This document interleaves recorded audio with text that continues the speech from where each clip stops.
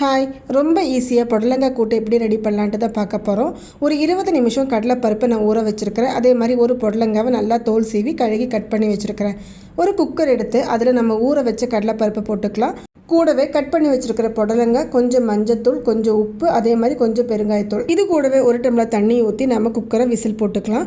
எனக்கு இங்கே 3 விசில் போதும். ஏன்னா பருப்பு ரொம்ப குழஞ்சா நல்லா இருக்காது. எங்கள் வீட்டில் யாருக்குமே பிடிக்காது. உங்களுக்கு ரொம்ப குழஞ்சா பிடிக்கும்னா 2 விசில் எக்ஸ்ட்ரா விட்டுக்கோங்க.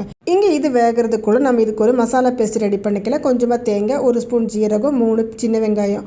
இந்த கூட்டில் நம்ம மிளகாத்தூள் எதுவுமே ஆட் பண்ணுறதில்ல. அதனால பச்சை மிளகா உங்களுக்கு காரம் ஜாஸ்தி பிடிக்கணும், ஒரு 4 போட்டுக்கோங்க. நான் இங்கே 3 பச்சை மிளகா ஆட் பண்ணியிருக்கிறேன். இது நல்லா ஒரு பேஸ்ட்டை அரைச்சிட்டு வந்ததுக்கப்புறம் கொதிச்சுட்டு இருக்கிற இந்த கடலைப்பருப்பு புடலங்காய் கூட்டில் இந்த பேஸ்ட்டை ஆட் பண்ணிவிட்டு இதோட பச்சை வாசனை போகிற வரைக்கும் நல்லா கொதிக்க விட்டுடலாம். அதுக்கப்புறம் நம்ம இதுக்கு ஒரு தாளிப்பு ரெடி பண்ணிக்கலாம். ஒரு தாளிப்பு கரண்டியில் எண்ணெய் ஊற்றி கடுகு, கறிவேப்பிலை, வரமிளகா, அது கூடவே நம்ம கொஞ்சமாக பெருங்காயத்தூளும் போட்டு இதை மிக்ஸ் பண்ணி விட்டுடலாங்க. அவ்வளோதாங்க, சூப்பரான சுவையான புடலங்காய் கூட்டு தயாருங்க. நீங்கள் ட்ரை பண்ணி பார்த்துட்டு மறக்காமல் கமெண்ட் பண்ணுங்கள். ஓகேங்க, பாய். நெக்ஸ்ட் வீடியோவில் பார்க்கலாம்.